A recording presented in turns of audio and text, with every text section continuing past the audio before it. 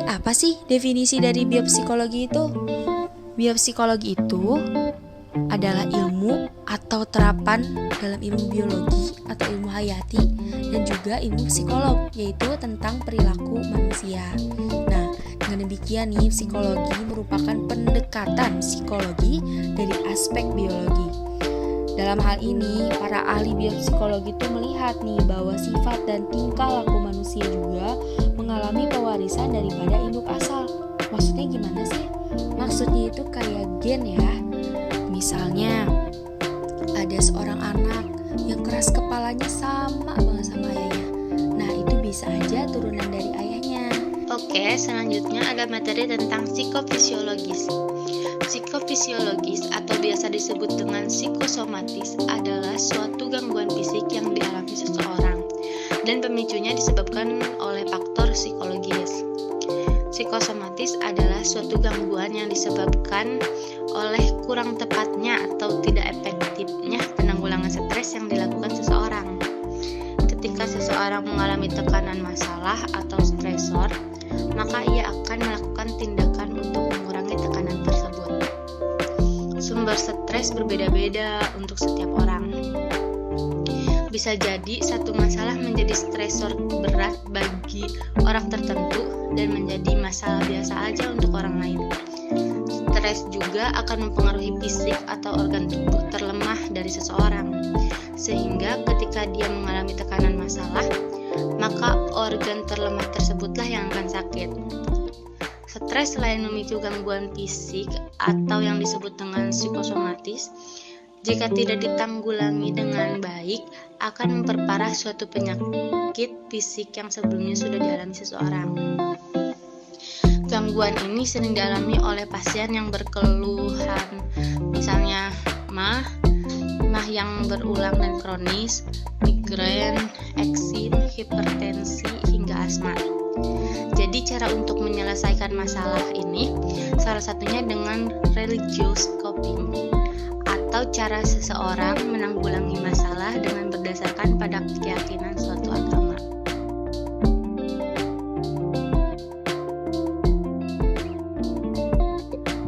Cognitive neuroscience yang merupakan bagaimana mekanisme-mekanisme yang mempengaruhi persepsi suatu pikiran, memori, dan lain-lain. Oke, kita lanjut ke psikologi komparatif.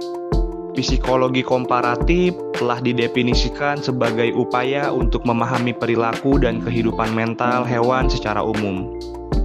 Dimulai dari gagasan bahwa ada karakteristik tertentu dari dua bidang ini yang telah berkembang dari waktu ke waktu.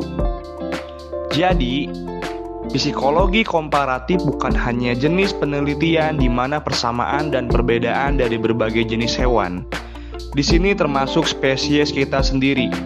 Hanya dibandingkan, melainkan mengasumsikan bahwa di balik persamaan dan perbedaan tersebut ada cerita tentang bagaimana mental kehidupan dan perilaku bentuk-bentuk kehidupan ini telah berevolusi melalui perjalanan dari suatu generasi ke generasi berikutnya dan melalui penciptaan spesies baru. Secara historis, behaviorisme itu telah menjadi cabang psikologi yang paling banyak menggunakan psikologi komparatif untuk membuat penemuan. Hal ini terjadi karena peneliti perilaku berfokus pada komponen psikologi yang dapat dicatat dan diukur secara objektif. Mereka berasumsi bahwa kontingensi, yang bagi mereka merupakan komponen dasar dari konstruksi pola perilaku, mereka dapat dipelajari dalam unsur paling dasar dalam bentuk kehidupan dengan sistem saraf yang kurang kompleks daripada manusia. Kemunculan satwa liar, tidak adanya gerak wajah seperti manusia, dan bahasa membuat kita cenderung berasumsi bahwa segala sesuatu yang berhubungan dengan psikologi bentuk kehidupan ini sederhana. Psikologi komparatif sangat mementingkan cara hewan berperilaku. Bagaimanapun, sangat diperdebatkan jika dia melakukannya dengan mata manusia atau jika dia mencari pemahaman yang tulus tentang kehidupan mental organisme ini. Ada banyak spesies hewan yang berbeda, dan psikologi komparatif secara tradisional mempelajari terutama primata non-manusia, dan beberapa hewan yang dapat beradaptasi dengan baik dengan kehidupan rumah tangga, seperti tikus atau marmut. Jadi kemungkinannya psikologi komparatif ini berkaitan dengan pemahaman yang lebih baik tentang bentuk-bentuk kehidupan yang mengelilingi kita dan juga dengan pemahaman yang lebih dalam tentang pola perilaku dan diwarisi selama ribuan tahun melalui garis keturunan evolusioner kita. Psychological psychology ialah subdivisi dari ilmu syaraf perilaku yang mempelajari mekanisme syaraf persepsi dan perilaku melalui manipulasi langsung otak. Subjek hewan bukan manusia dalam eksperimen terkontrol. Bidang psikologi ini mengambil pendekatan empiris dan praktis ketika mempelajari otak dan perilaku manusia. Tidak seperti subdivisi lain dalam psikologis biologis, fokus utama penelitian psikologis adalah perkembangan teori yang menggambarkan hubungan otak serta perilaku.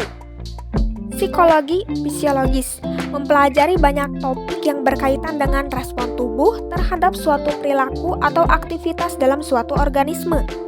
Ini menyangkut sel-sel otak, struktur, komponen, dan interaksi kimia yang terlibat untuk menghasilkan tindakan. Jadi, topik-topik tersebut seperti tidur, emosi, pencernaan, indera, reproduksi, pembelajaran atau memori, komunikasi, psikofarmakologi, dan gangguan neurologis. Dari dasar semua studi ini, mengelilingi diri mereka sendiri di sekitar gagasan tentang bagaimana sistem syaraf terjalin dengan sistem lain dalam tubuh untuk menciptakan perilaku tertentu. Psikofarmakologi. Apa itu psikofarmakologi? Jadi, psikofarmakologi adalah studi tentang zat yang mempengaruhi keadaan mental. Agen tersebut menginduksi perubahan suasana hati, sensasi, pemikiran, atau perilaku, dan mungkin berasal dari tanaman atau sumber alami lainnya atau disintesis secara kimia di laboratorium. Psikofarmasi meliputi obat-obatan yang digunakan dalam pengobatan kondisi seperti depresi, kecemasan, dan psikosis. Ini juga termasuk agen yang meredakan nyeri akut dan kronis, serta lainnya yang mengekang insomnia dan memfasilitasi tidur. Sementara beberapa agen psikoaktif memainkan peran yang penting dalam mengurangi penderitaan mereka yang sakit. Yang lain seperti obat-obatan pintar semakin diminati untuk meningkatkan kemampuan mental pada orang sehat. Selanjutnya, neuropsikologi adalah bagian psikologi klinis dan eksperimental yang berupaya mempelajari hubungan selang struktur dan fungsi otak dengan proses dan perilaku. Perbedaan yang paling mendasari di antara keduanya adalah pada neuropsikologi klinis, subjeknya adalah mereka yang memiliki kerusakan pada otaknya. Sedangkan pada studi eksperimental, subjeknya adalah orang-orang dengan otak yang normal.